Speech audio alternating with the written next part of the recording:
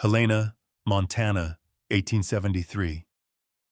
Dust lashed across the square like a mocking whistle as a spectacle unfolded on the wooden platform that sent the crowd roaring with laughter. A bride auction. Amid the slurred cries of a drunken auctioneer, a woman stepped forward. Margaret, dark-skinned, slight of frame, yet her back remained straight, her chin unbowed. Men spat tobacco into the dirt. Women whispered behind kerchiefs in disdain. In the chaos, a poor cowhand, with nothing left but $2 raised his voice. $2. The crowd exploded in ridicule. The clink of coins striking the wood sounded dry and final, like a sentence passed. But in Margaret's proud, silent gaze, it was no disgrace. It was the beginning of a journey no one could have foreseen, where $2 would change a destiny and ignite a flame the whole of Montana would bear witness to. The wind whipped through the red dust streets of Helena that day, shrill and jeering like a whistle meant to mock. On the rough wooden scaffold in the square, the rasp of the auctioneer's voice tangled with the stench of sweat, horse, and cheap whiskey drifting from the saloon across the way. A crowd pressed close, men chewing tobacco and spitting into the dirt, women standing farther back with kerchiefs pulled over their mouths, their eyes sharp with both curiosity and scorn. Caleb McGraw stood at the edge, his calloused hand closing around the last 2 silver coins in his pocket. He had come only for salt and a sack of flour. Yet his eyes, he could not say why, fixed on the lone woman standing upon the block. They called it a bride auction. Women from the East, stripped of prospects, driven into the unforgiving West in search of a roof. Too often, that roof proved to be nothing more than the rafters of a brothel or a shadowed room where they were passed from man to man like cattle. This woman, Margaret Hale, was the last offering of the day. The darkness of her skin had drawn laughter and derision the moment she stepped forward. In Montana, a black woman was little more than a target for contempt. Her brown dress was faded, hem frayed where it brushed against splintered planks. Her hair was braided tight, no ornament to soften her plainness. Yet what forced Caleb to draw breath sharp into his chest was the way she carried herself. Her back unbent, her eyes lowered, but her chin never bowed. Not the bearing of the defeated. The auctioneer's rasp rang out. "Here's the last one, folks. A school teacher from far-off Boston, in need of a home. Who'll start the bidding?" The crowd howled. A voice from the rear shouted, "A home? With that black hide, the only home she'll find is a whorehouse." Laughter split the square. Margaret held her ground, clutching a small cloth bag to her chest. She answered with silence. The auctioneer tried again, more urgent now. $10? $5? Nothing. Only boots shifting against the boards and the rasp of mocking laughter. Caleb drew a breath. He owned little. An acre of stubborn earth, a string of half-starved cattle, and what pride a man can keep when he has almost nothing left. Yet in that moment, watching her stand like a mute statue against the storm of jeers, his chest tightened. $2. His words weren't loud, but they split the silence. For a heartbeat, the crowd hushed, then erupted in laughter. "Ha! $2 for a black wife! McGraw, you damned fool! What'll you do with her? Feed her to your cows?" Caleb did not answer. He drew out the coins, laid them on the block. The dry clink of metal against wood sounded like a funeral toll, and yet it was enough. The gavel fell. "Sold to Caleb McGraw for $2 silver." The crowd roared anew, spitting shells and jeers. Someone flung a cracked peanut husk toward the platform. Margaret did not flinch. She stepped down, her posture rigid, her gaze lifting for the briefest instant. Her eyes swept Caleb's, cold as winter lake water, and he felt his hand tremble. He did not know why he'd spoken, why he'd dragged himself into a bond with a stranger. Only this he knew. Had he stayed silent, she would have been dragged away by one of those leering men, her dignity torn to rags. A harsh voice rose from behind, dripping with malice. She was a teacher in Boston, got thrown out for betting her headmaster. The mob howled again, cruel delight flashing in their eyes.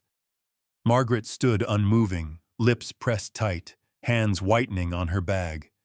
She did not deny. She did not plead. She endured.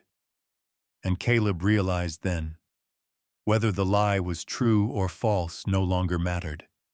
A black woman, a disgraced teacher, a cast-off from the East. Here she was nothing but fodder for laughter. The wind swept red dust around his worn boots. He stepped forward, placed himself at her side. He tipped his hat, a silent gesture that said, "Come with me." She hesitated, then obeyed. The laughter behind them rose like a storm, but her steps did not falter. Caleb glanced at her once more and found in her eyes a strange fire, dim but unextinguished. A fragment of pride no crowd could strip away.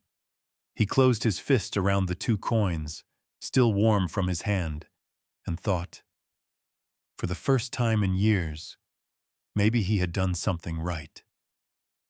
The marriage paper landed on the table with a slap, its edges curled with grease and dust.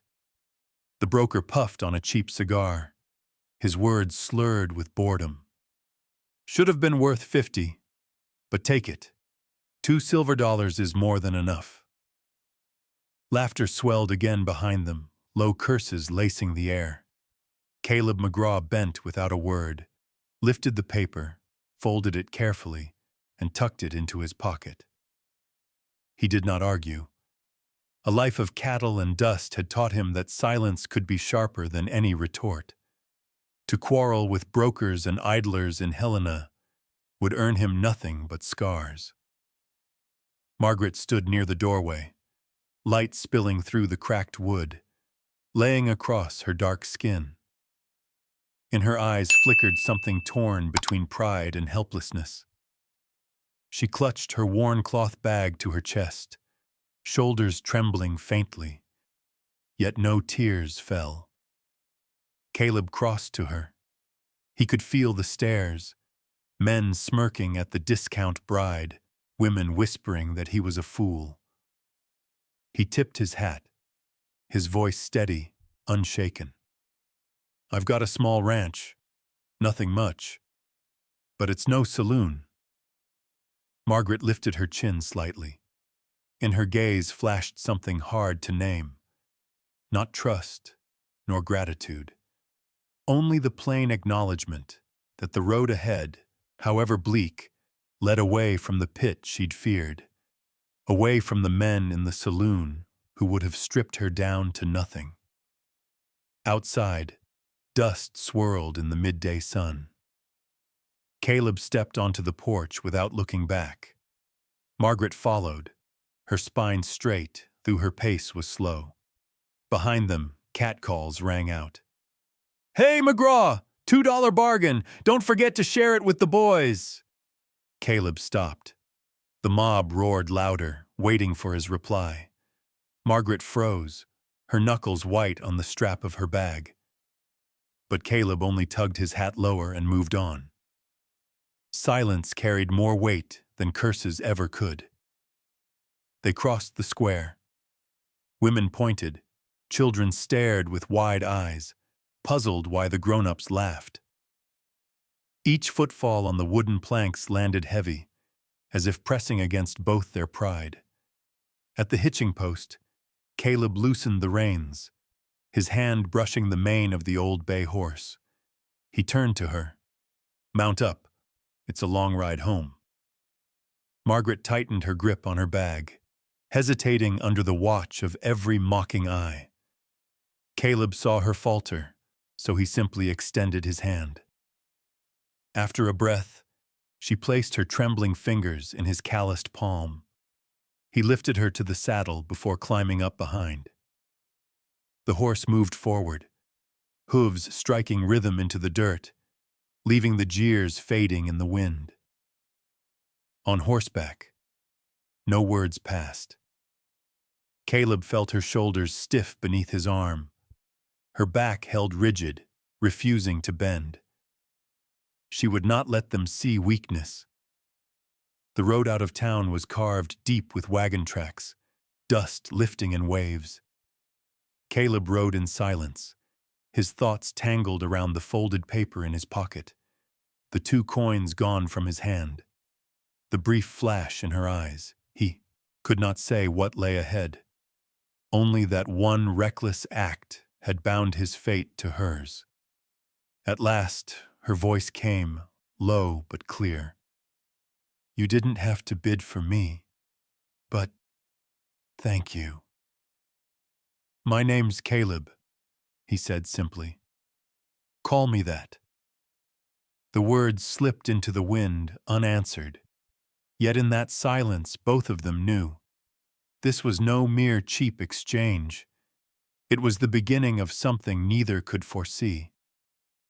Before the town's roofs vanished behind them, a voice rang out, hoarse and cruel. Take her home, McGraw! Trash stays trash! Caleb pressed the reins, spurring the horse faster. Margaret lowered her head, but her hands gripped the strap of her bag until they shook. He did not look at her, but within him stirred something heavy and undeniable. Responsibility. From the moment those 2 coins hit the wood, from the instant he caught her gaze, Caleb had taken on the weight of another life. Not for the paper in his pocket, but for something deeper, unnamed. He knew then, what he had bought today was not a wife on parchment. It was a human being. And with that, he had wagered the whole of his own life. The sun sagged low toward the horizon, painting the prairie in a weary gold. A chill wind of early spring scoured the ground still crusted with gravel and patches of ice carrying the sharp scent of dry grass and horse sweat. The road out of Helena stretched on in silence, broken only by the steady thud of hooves and the creak of wagon wheels blending with the long sigh of the wind. Caleb McGraw held the reins firm, eyes fixed ahead. For 10 miles he had said little, and the woman beside him had said nothing at all. The silence was not oppressive but taut, a veil of tension that kept each locked in private thought. Margaret Hale sat straight-backed on the seat, her faded brown dress covering her legs, her hands clutching the worn cloth bag tight. Her gaze traveled outward, over the sweep of prairie and the mist-veiled ridge of mountains far off. There was nothing vacant in those eyes, no dull surrender. Instead, they were sharp, alert, as though memorizing every bend in the trail, every landmark of this strange new world. When the wagon climbed a rise, the view opened, a weathered shack of timber standing alone in the vast grassland, a fence sagging behind it, a cattle pen that looked one strong wind away from collapse. A few gaunt cattle nosed at the first blades of spring grass. Caleb pulled the reins, his voice low and hoarse, as if it carried the breath of the land itself. 26 head, after winter. He didn't look at her as he spoke, but the words fell like a confession. The winter had ravaged every ranch, but for Caleb, the number told the tale plain. From nearly 50 head, now half remained, ribs sharp beneath their hides. Margaret did not answer. She studied the cattle, and her eyes showed no pity, no distaste. They were the eyes of someone used to labor, measuring what could still be salvaged. Caleb saw that, and for the first time since laying 2 coins on the block, he felt a faint glimmer of hope. Perhaps she was not as breakable as he had feared. The horse stopped before the cabin. The roof was patched with planks, light slanting through the gaps. The walls were darkened, cracked, whining with the wind through their seams. Beside it, the lean-to stable leaned hard, its beams half-rotten. Caleb stepped down first, holding up his hand. Margaret hesitated, then set her dark fingers against his sun-rough palm. He steadied her down, saying nothing more. They entered together. The door groaned, hinges shrieking. Inside was a single rough table with 2 chairs, a cold hearth, and a narrow bed draped with a thin, worn blanket. The air smelled of old smoke and damp. Caleb laid his hat on the table and stood, uncertain. To him, this had been shelter enough.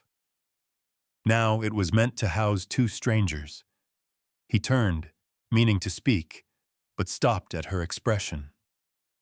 Margaret's eyes moved over the room without flinching, without disappointment. She examined it as one who had endured hardship before. The warped boards, the cracks, the soot. Her gaze was already weighing what must be mended. Caleb cleared his throat, awkward, trying to break the hush. "It ain't much, but it stood through the winter." Margaret inclined her head. She neither praised nor scorned, but said softly, "A house is a house so long as it's roof and fire." The words halted him. He had braced for bitterness, but instead heard something heartier. Practicality, resolve. Outside, the cattle lowed, bells clinking against the hiss of the grass. Caleb stepped onto the porch, staring out at the herd. His thoughts circled debts, the weight of loneliness, and the long trail ahead. Yet something had shifted, not just because he had brought home a woman, but because of her eyes, eyes that would not bend. She joined him, bag still clutched, gaze on the cattle. Her voice was calm, almost measured. "They're thin, but spring is coming. Grass grows back if tended." Caleb turned toward her. It was no dreamer's remark, but the judgment of someone who knew toil, who had clawed past hunger before. For the first time, he did not feel alone in the fight. The sun sank, shadows stretching long over the crooked cabin. He murmured half to himself, "Maybe, you're not one to break easy." She gave no reply, yet in her dark eyes, he saw the truth. Storms had already passed through her life, and she had not fallen. The wind whistled through the gaps, carrying the distant clang of cattle bells, as if to mark the start of something new. 2 strangers beneath a shanty roof, bound to carve from ruin a shelter that might one day be called a home. The first morning in the crooked house stirred with the familiar sounds of the prairie. Wind sighing through the gaps in the boards, cattle bawling wearily out in the field. The thin cry of meadowlarks carried on the air. Caleb woke stiff from a night spent on the hard bench. He was used to discomfort, but today there was a difference. Another breath in the room, another presence he still wasn't sure how to meet. When he rose, the smell of wood smoke already lingered. The hearth glowed red, a pot of water bubbling low. Margaret knelt by the fire, hands quick with kindling, her braided hair catching the flicker. She hadn't waited for permission. She had set to work. Caleb paused. It wasn't what he expected. He had heard tales of mail-order brides, women timid, waiting for instruction, fearful of a man's glance. Margaret was nothing like that. She moved with the calm of one long acquainted with toil. "You're up early," he said, voice rough. She nodded, eyes steady on the fire. "If there's a roof, there should be breakfast. You don't keep much in your stores. I found cornmeal, a little fat. I can make cakes." Her tone surprised him. It wasn't pleading, nor dependent. It was the voice of someone taking measure of what was left. They ate simply. Corn cakes browned in the pan, bitter coffee thin as water. When Caleb pushed back his chair to head toward the cattle pens, her voice stopped him. "I want to see the herd. If I'm here, I should know what I can do." He stared. No woman had ever spoken to him so. Neighbors' wives stayed by hearth and cradle, not among the corrals. But Margaret, branded worthless by a town, spoke as if she were already part of the labor. He studied her a moment, then gave a short nod. "All right, come on." They stepped into the wind. Caleb led her past the leaning fence toward the horse shed. The cattle moved slow, their ribs sharp beneath hides, nosing thin patches of grass. Margaret did not look away. Her gaze narrowed, equal parts pity and calculation. Then she halted. By the paddock stood a dark bay mare, a pale scar running along her flank. Margaret's hand trembled as she reached out, fingertips brushing the mark. This was my father's horse." Her voice was low but unyielding, a knife through the air. Caleb froze. He had never heard such a tone from her. Shock edged with sorrow. He glanced from the horse to her face. "You're certain?" She nodded once, eyes shadowed. "That scar came when my father freed her from an iron trap. I'd know it anywhere." Caleb drew a slow breath. "I bought her off a trader. Said she came from Ezekiel Ward's place north of here." At the name, Margaret stiffened. The wind rose, dust curling around the shed. Her eyes darkened with pain and something sharper, anger. "Ward," she whispered, the word ground out like stone. Caleb held his tongue, but inside pieces began to fit, the rumor hurled at the auction, her silence against the jeers. And now this mare tied to the wealthiest man in the valley. There was more behind her exile than she had said. They stood in silence. At last, Margaret straightened, voice steady though her hands clenched. "I'll work. I won't sit idle and watch things fall apart again." Caleb dipped his head. The truth settled in him heavy. The 2 coins he'd thrown down had bought him more than a wife on paper. They had bought him into a story he had yet to understand. They walked on, circling the pens. He pointed out broken rails, dry troughs. She listened, noting each flaw. Her questions came short and sharp, about seedgrass, about breeding stock, about the timing of calves. Caleb found himself answering, surprised at how much she already knew. By the time they returned to the shack, the light was falling. Caleb studied her slight figure and realized he no longer saw helplessness. She was becoming part of the land itself, something weathered but unbroken. At the doorway, he muttered, almost to himself, "You're not like the others." Margaret glanced back, eyes still hard, yet touched with weariness. She said nothing, only gripped her bag tighter and stepped inside. Caleb watched her go, his chest tight with something he couldn't name. His life of solitude had shifted, not because he had taken in a woman, but because she carried a past, a strength, and now a tie to Ezekiel Ward, a man Caleb had never dared to cross. Clouds dragged low across the horizon, dimming the last of the sun. Inside, the fire crackled to life again. 2 strangers, scarred and wary, began their first day together, Not yet partners, not yet family, but already bound to face storms greater than hunger and cold. The days began to turn, one after another, like wagon wheels grinding the red dust of the trail.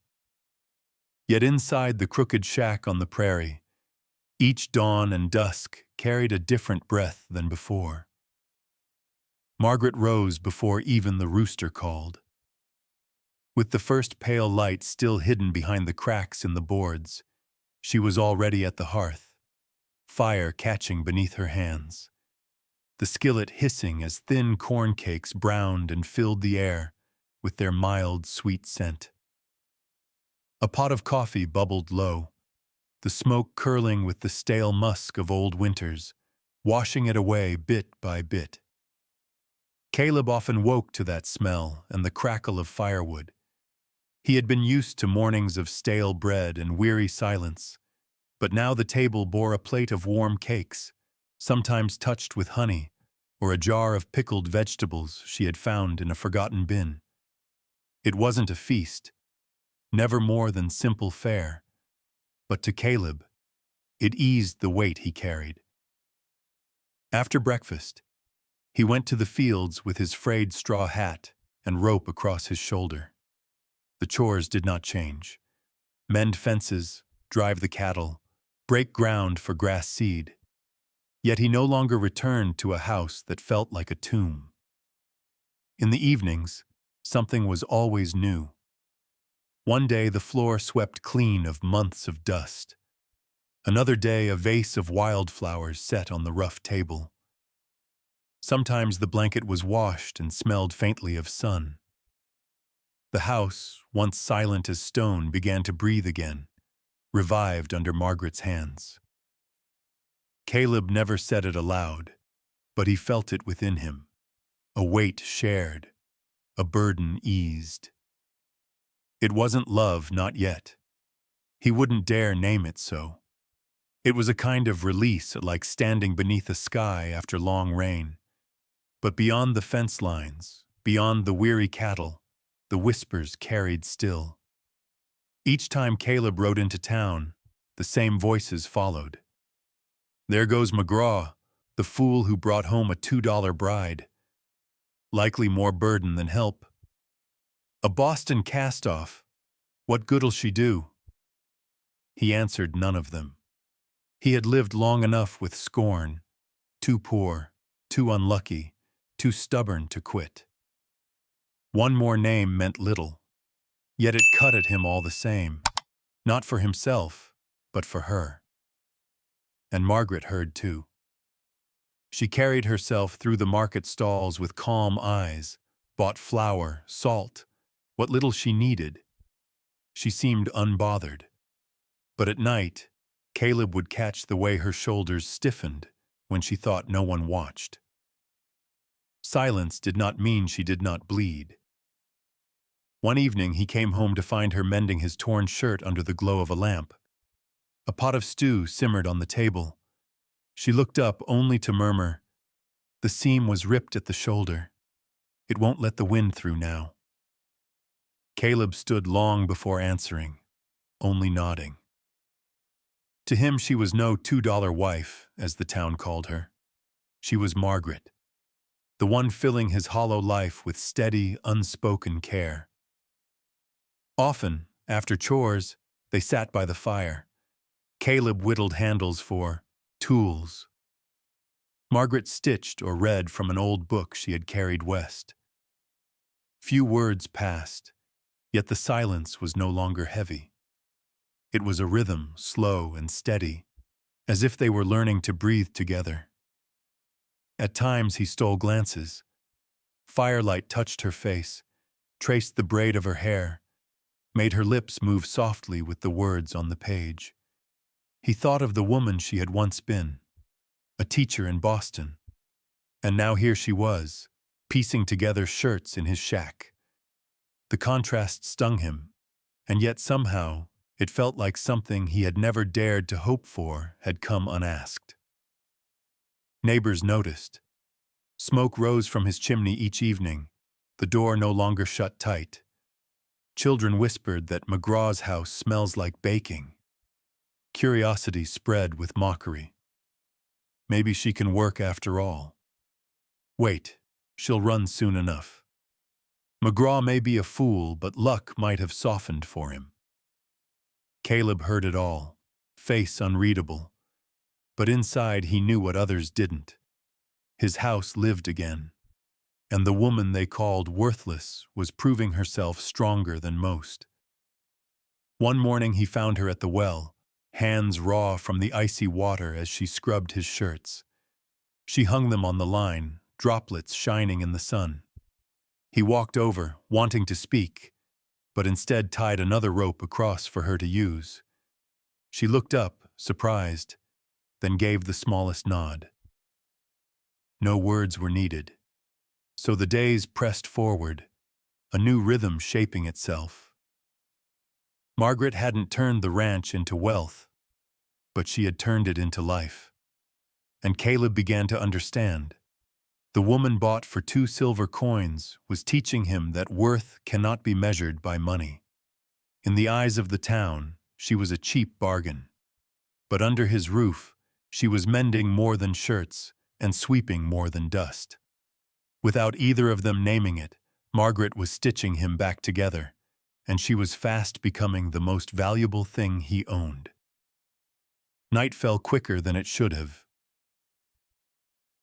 The sky heavy with clouds that smothered the moon and left the land in a hush of shadow. Inside the crooked cabin, the fire burned bright, its glow etching the weariness on Caleb's face and casting a steady light in Margaret's eyes. Outside, the prairie wind keened through the cracks in the boards, whispering like voices carried across the grass. Caleb sat hunched on the long bench, calloused fingers rolling a small knife, though his mind was far from the scrap of wood he carved. Before him, Margaret bent close to the hearth, mending the frayed coat he wore in winter. Her braid glimmered with firelight, her eyes fixed deep on each stitch. The silence between them was not awkward. It was the silence of waiting. Caleb knew it. For weeks he had sensed it. The woman carried a weight behind her, and tonight, the fire seemed to draw it to the surface. She set the coat aside, gaze fixed on the flames, as though staring into another time. Her voice dropped low, words slow and sure. I was once a teacher in Boston.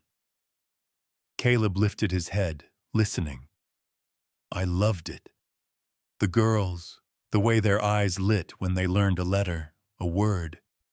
I thought my life would be chalk dust and books. Until he came. Her breath faltered. The fire carved the pain into her face. He was the son of a wealthy man, a pride to his family. Polished, learned, attentive, or so I thought. When he asked me to marry him, I believed fortune had finally smiled on a colored woman.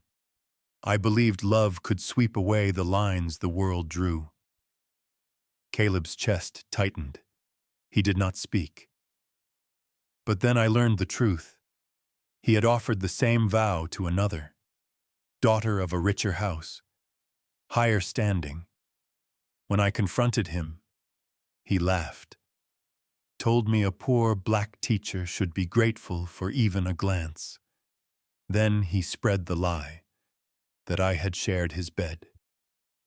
Her mouth pressed tight, her eyes fixed on the fire as if to burn away the memory. My honor was stripped.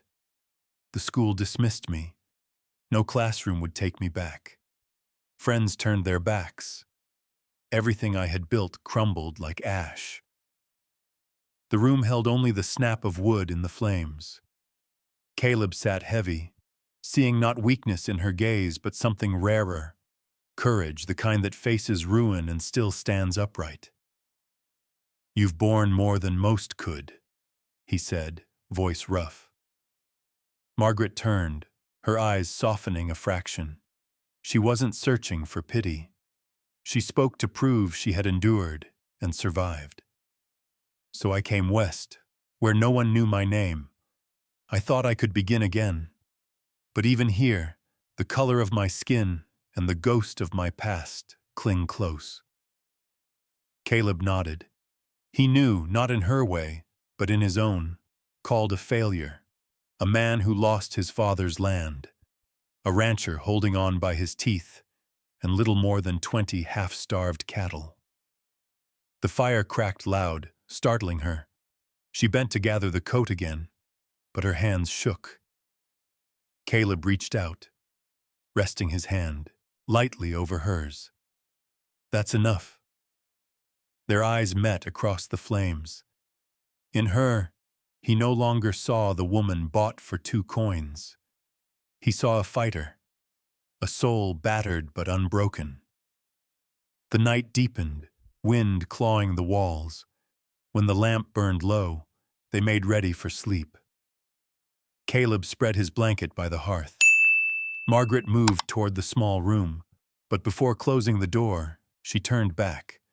Her voice was soft, but the words cut the air clean.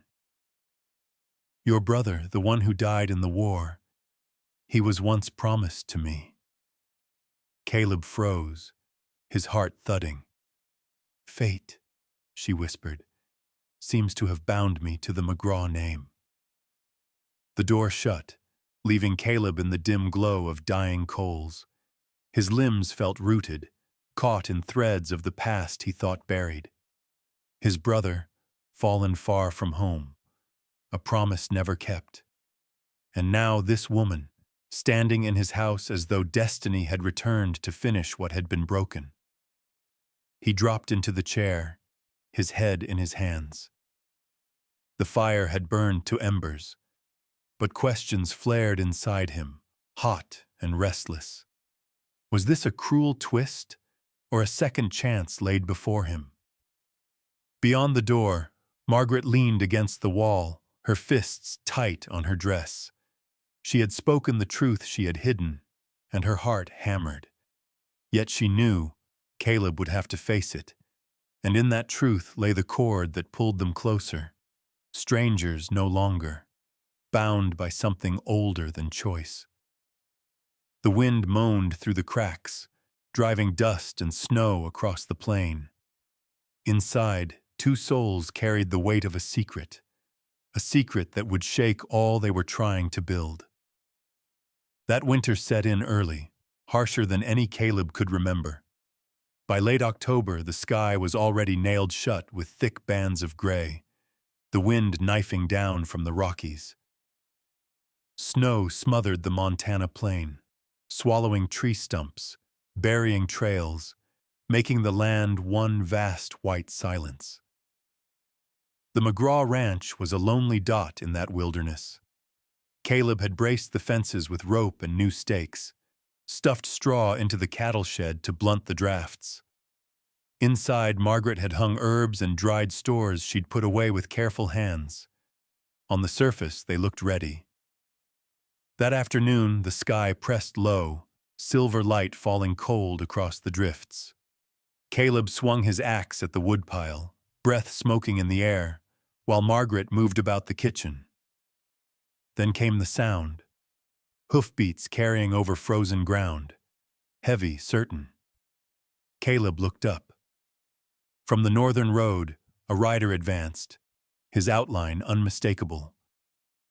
Ezekiel Ward.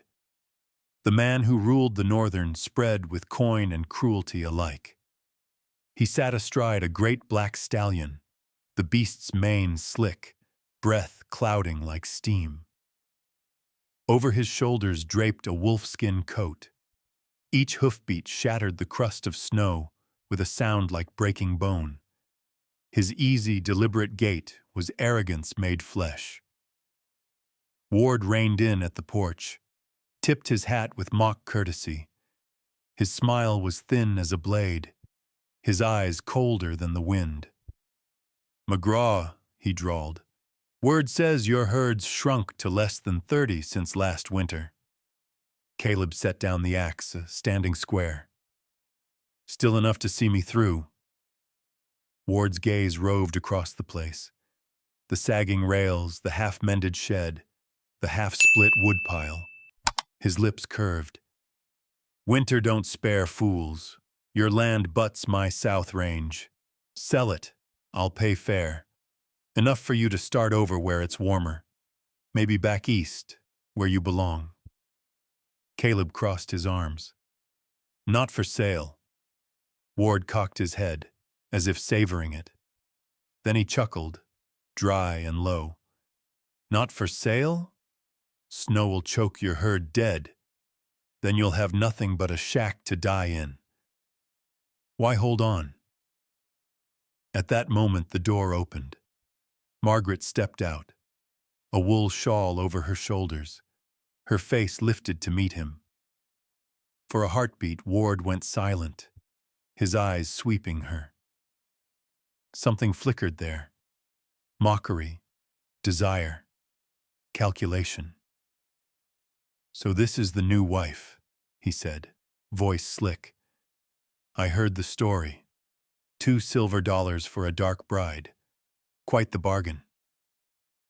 Caleb's jaw tightened, his voice flat. My business isn't yours. Ward's gaze clung to Margaret, insolent. You've got fire in you. Reminds me of someone I once knew. Margaret stood straight, shawl clutched in her hands. She gave no word, but her eyes blazed with a cold hatred Caleb recognized. This was no stranger's name to her. The air thickened, heavy as snow clouds. At last, Ward tipped his hat again, his smile thin and cruel. Think it over, McGraw. My offers don't last forever. He wheeled, the black horse, and together they carved a dark figure against the white, dwindling until only the echo of hooves cracked the stillness. Caleb watched, eyes hard as iron. He felt it deep. The storm had only begun. Margaret stood her ground at the porch, the wind biting her cheeks but not moving her. Only when Ward's shadow vanished did she turn. Her voice was steady. He won't stop. A man like that never does. He takes until someone makes him bleed. Caleb nodded once. No need for more words. He knew. From the moment Ward's gaze fixed on her, this was no longer about cattle or land. Ward had marked something else, and that made him dangerous beyond measure. The wind screamed, flinging snow against the porch boards. Caleb pulled his coat close, but the cold inside him ran deeper than winter. He understood.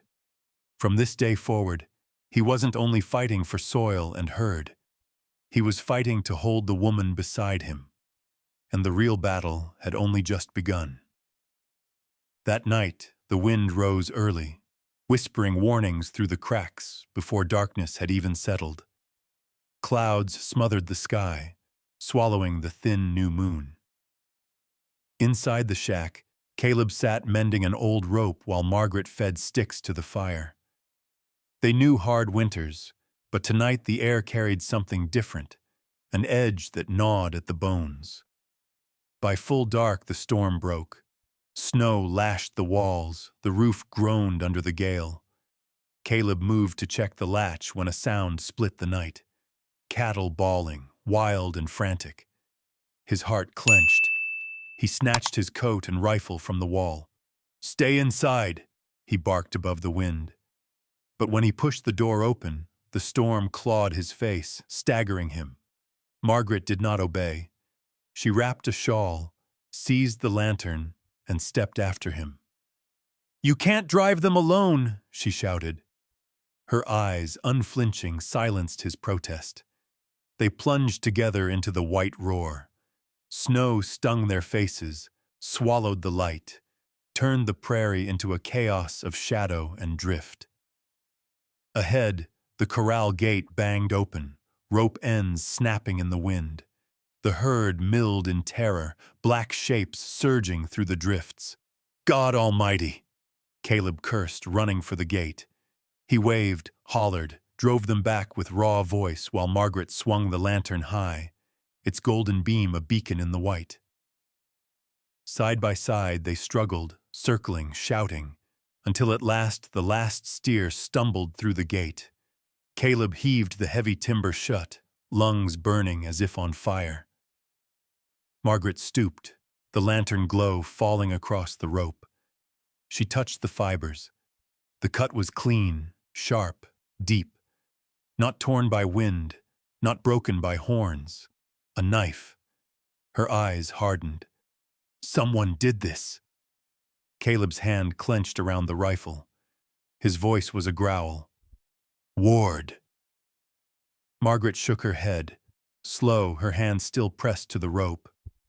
Her voice trembled, not from cold. This cut, I know it. It's a soldier's blade, a regulation dagger, an officer's issue. I know it because the man once promised to me wore one at his side. The words sliced deeper than the wind. Caleb stood rigid, the storm freezing his veins. In his mind, shards fell into place. The rich suitor who shamed her in Boston, the rumors that followed, and now, the same signature steel carved into his corral rope. Margaret stepped back, the wind whipping her braid loose. If he's here, if he's joined hands with Ward, she left it hanging, but Caleb needed no more. He laid a firm hand on her shoulder, his eyes set like iron. If he comes near, he won't take another thing. They staggered back through the storm, cloaks soaked, limbs shaking. The door slammed against the gale, and warmth spilled from the hearth like a saving hand. Caleb dropped the rifle on the table. Margaret clutched the lantern, its glow painting her face pale. They sank by the fire, breath ragged. Margaret's fingers, red with cold, trembled. Caleb caught them, rubbing warmth into her hands. Their eyes met, and in that moment, the fear, the fury, the exhaustion bound them closer than words could. Margaret's gaze held his, unbroken, filled with something more than gratitude. Trust, fierce and whole. Caleb leaned toward her, and she did not turn away. Their lips met, clumsy with cold, trembling with all that had pressed them down. It was not hunger nor claim, but two souls drawing heat from the only flame left to them. The hearth fire leapt, casting their shadows as one across the cabin walls. Outside the blizzard howled, but within another storm had broken, quiet, warm, unstoppable, sweeping away the last distance between Caleb and Margaret. At last the brutal winter gave way to warmth. Snowmelt trickled down the gullies, silver in the sun. Caleb's cattle fattened quick on the first blades of green, and with the turning of the season came a lightness in the air. Not only in the land, but within the small cabin too, where silence had once lain cold, there was now a quieter kind of closeness between him and Margaret. Word spread across the valley of the spring dance in town. It was the yearly gathering, a night when ranchers and homesteaders put aside toil, donned their best, and filled the new schoolhouse with fiddle tunes and laughter. Caleb had never cared for such things, but he watched as Margaret prepared days ahead. From her bundle she drew the one dress worthy of the name, a dark blue calico, plain but clean. She washed it, pressed it, stitched the frayed seams. From an old ribbon, faded but still carrying a hint of sheen, she tied her hair. He saw her stand before the dim mirror, and in her reflection he read the truth. This night was no pastime. It was the first time she would step before the very folk who had spat and jeered when she was sold for 2 coins. Caleb polished his scuffed boots, straightened his best shirt. When they set out in the wagon, the sinking sun gilded the land in gold. Still, silence lay thick. Margaret's hands were folded tight in her lap. "You don't have to go," Caleb said, eyes on the rutted road. Her answer was steady. "I do. I can't keep hiding." The schoolhouse blazed with lanterns. Fiddles scraped. Children shrieked with glee. Glasses clinked. But when the door swung wide and Caleb entered with Margaret at his side, the music faltered. Voices dipped. Eyes turned. Whispers rippled. "There she is, the $2 bride. A colored woman at our dance. McGraw must have run out of choices to bring that home." Margaret bit her lip, breath hard, but her spine stayed straight, her chin high. She walked the gauntlet of stairs as though each step drove a stake into the floorboards, proof she would not bow. Beside her, Caleb was silent as stone. Then, before the crowd, he turned, holding out his hand. "Mrs. McGraw," he said loud enough for nearby ears, "may I have this dance?" A hush swept the room. Margaret lifted her gaze, eyes wide, startled. Then she placed her hand in his. The fiddle struck up. Caleb led her onto the floor. Their first steps were stiff, but soon the rhythm carried them. Her dress turned beneath the lantern light, the dark cloth glowing, her braids swinging with the movement. Caleb held her steady, strong, as if telling all that she belonged, beside him. The whispers shifted. Curiosity crept in where mockery had been. "They're dancing, truly dancing. Doesn't look so bad. McGraw, of all men, bringing her here like that." The tune swelled and softened. Caleb and Margaret turned slow, eyes locked, the world around them falling away. For that moment, she was not the $2 bride, not the scorned colored woman. She was his partner, equal on the floor, seen for who she was. The music ended. A scatter of applause followed, not from all, but enough to break the weight of silence. A few faces in the crowd even held a flicker of something other than contempt, something like respect. Margaret bowed her head, murmuring thanks. Caleb bent close, his words for her alone. "Let them see. Let them know what you're worth." Her chest tightened. The words lit a flame in her, melting years of frost. All evening, they no longer stood apart. A few women came to her, cautious but curious, asking if she truly had taught children once. Margaret answered, calm, humble, with even a smile now and then. The scrutiny lingered, but the first seeds of acceptance had been sown. Later on the porch, lanterns glowing above, the night air smelled of thawed earth and young grass. From inside, the music drifted faint. Margaret breathed deep, her breath misting. "Thank you," she whispered. Caleb tilted his head.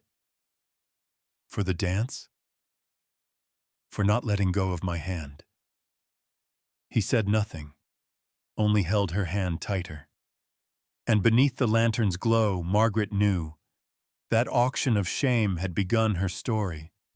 But tonight's dance had written another page, where she was no longer a commodity, but a woman, seen and honored, at least by the man who stood with her. The air inside the schoolhouse had softened after that dance.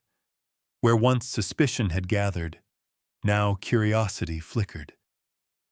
Caleb slipped away to fetch 2 cups of hot cider, leaving Margaret standing among a small circle of women. Her heart still raced, though she held her composure. A woman in her 30s, hair neatly pinned, approached with an open smile.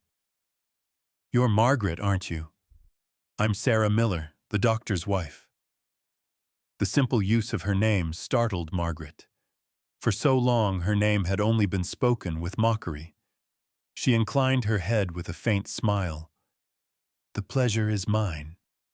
Sarah clasped her hand warmly. "I've heard you once taught school. Is that true?" Other faces turned toward her. Margaret drew a steady breath and nodded. "Yes, in Boston. I taught reading and sums to young women. It was the work I loved most." The murmur that passed through the group was not scorn, but interest. A younger woman in a lilac dress leaned forward. "Lord knows this town needs it. We've got a school now, but only one teacher for every child from 5 to 15. Another pair of hands would be a blessing." An older matron added firmly, "My daughter goes there. The poor teacher works herself ragged. If you'd lend your skill, it would mean the world." Margaret's chest tightened. For years she had been called the $2 bride, the black wife, the woman disgraced in Boston. Yet here in the center of town, someone looked her in the eye and said, "You could help." Her lips trembled into a smile. "If I can be of service, I would be glad. I miss the classroom dearly." Sarah's face lit with delight. She squeezed Margaret's hand. "Then come to the Ladies' Society next week. We'll speak to the board. We've needed someone like you." Margaret nodded. For the first time in years, light slipped into her heart, not borrowed from Caleb, not shaded by shame, but her own. She was not a bargain bride. She was Margaret Hale, a woman of knowledge and worth. When Caleb returned with the cider, he found her surrounded by women leaning close, listening. He paused, watching her face shine, not from ribbon or dress, but from the quiet strength that was hers all along. A pride swelled in him, one he carried in silence as he set a hand on her shoulder. "See," he thought, "they're beginning to see you as I do." The fiddles struck a brighter tune. Children dashed about shrieking with joy, and Margaret's rare smile spread, her eyes alive again.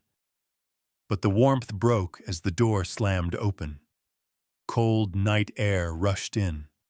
All turned. Ezekiel Ward. Clad in a heavy fur coat, boots thudding sharp on the boards, he carried with him the hush of power. His presence drew the laughter down, voices thinning to silence. He swept the room with his gaze until it locked on Margaret. His lips curled in a smile, half sneer, half hunger. Slowly, deliberately, he advanced. Margaret's stomach knotted, though she held her ground. Ward stopped before her, tilting his head, eyes raking her as though cataloging prey. His voice carried, low and cutting. "You look much like your mother. She once defied me too, and she lost." The words froze the air. The women beside Margaret stiffened, baffled by his meaning. But to Margaret, the sentence struck deep, unearthing a wound buried for years. Her proud mother standing against a rich man's greed, stripped of land, stripped of dignity, until sorrow claimed her. Margaret's eyes burned. Her voice, though taut, held steady. "You've no right to speak of her." Ward's smile widened a fraction. "I speak only truth.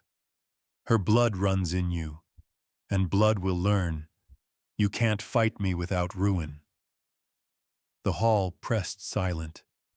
Caleb stepped forward, planting himself between them, voice flat with iron. "Enough, Ward. This is a celebration, not your hunting ground." For a breath the two men locked stares, steel against steel. Then Ward's laughter cut sharp. He turned on his heel and strode away, leaving a trail of unease behind him. Margaret stood still, his words coiling inside her chest. But unlike her mother, she did not stand alone. Caleb's hand touched the small of her back, steady, sure. She drew breath, and in that breath lay the truth. This fight would be hers, but not hers alone. That spring morning dawned soft and golden across the Montana prairie. Grass, fresh and green, rippled in the breeze, and wildflowers speckled the earth with purple and pink. After months of storms and nights of endurance, the air now carried a gentleness rare in that country. Caleb stood at the cabin door, filling his lungs with the warmth. This day was not like others. This day he and Margaret would truly become husband and wife, not bound by a crumpled paper or the clink of 2 coins, but by their own vow. The little church in town was trimmed with wildflower garlands and white ribbons, arranged by the women of the Ladies' Society.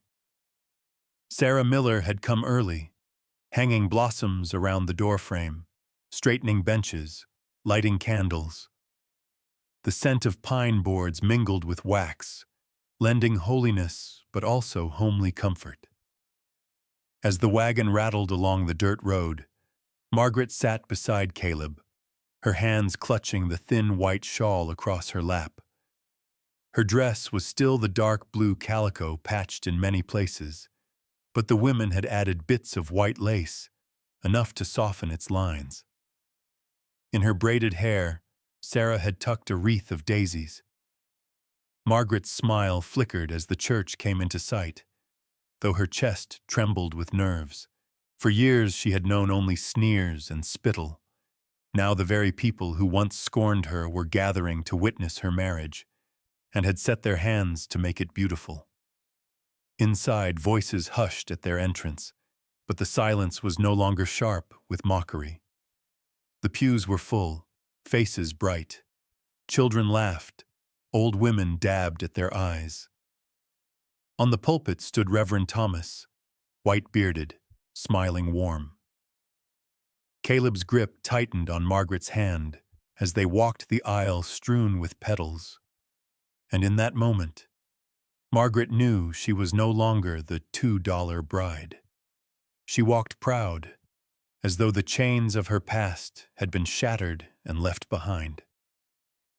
Reverend Thomas lifted his voice deep and clear.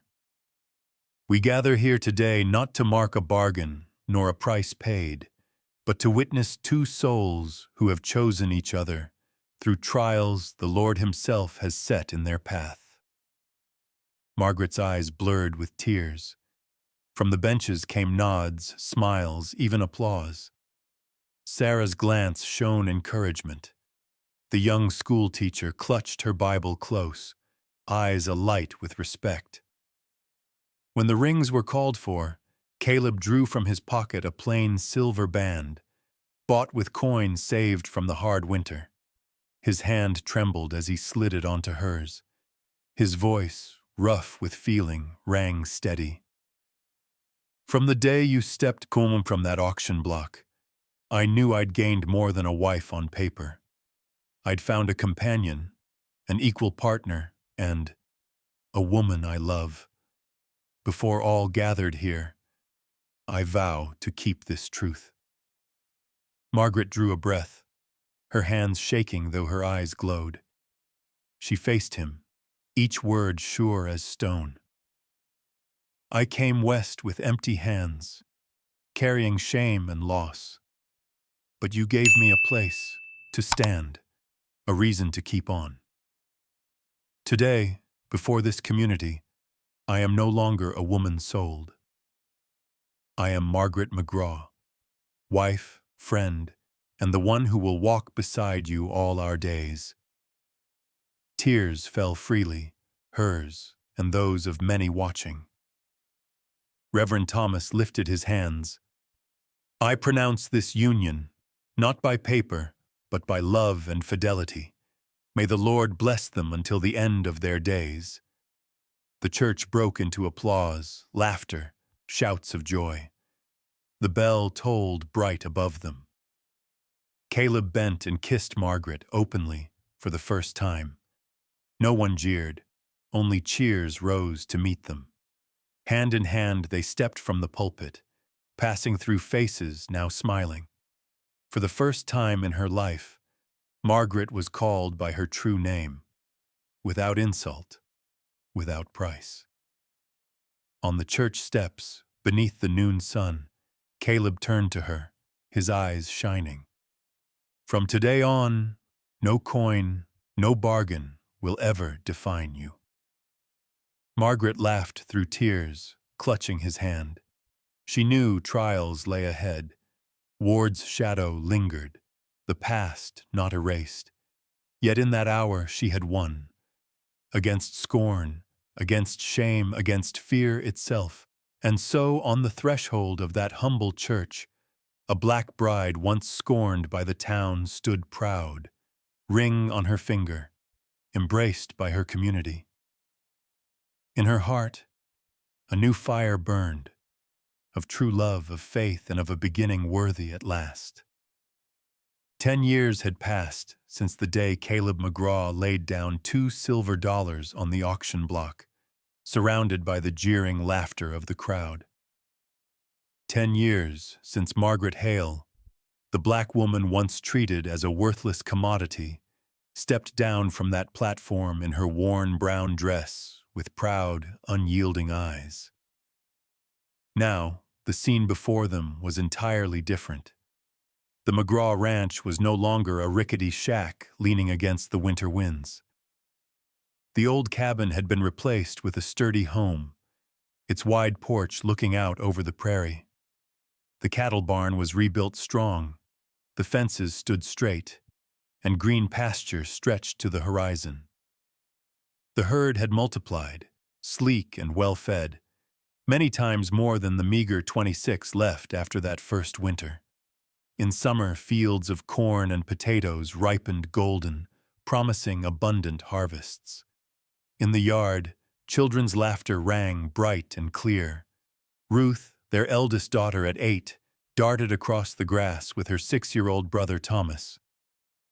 Both carried their mother's shining eyes and their father's sturdy shoulders. The youngest, Samuel, just turned 3, rested in Margaret's arms, his curls tight like those of his grandmother long ago. Watching them, Caleb often thought, this is true wealth. The community had changed too. No one whispered the $2 bride anymore. Instead, they called her respectfully, Mrs. McGraw. Each week, Margaret was invited to teach at the schoolhouse.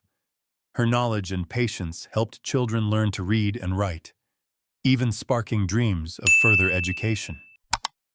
Women from the Ladies' Society sought her advice, not only on lessons, but on how to face hardships with dignity. Caleb had become one of the region's most trusted cattlemen.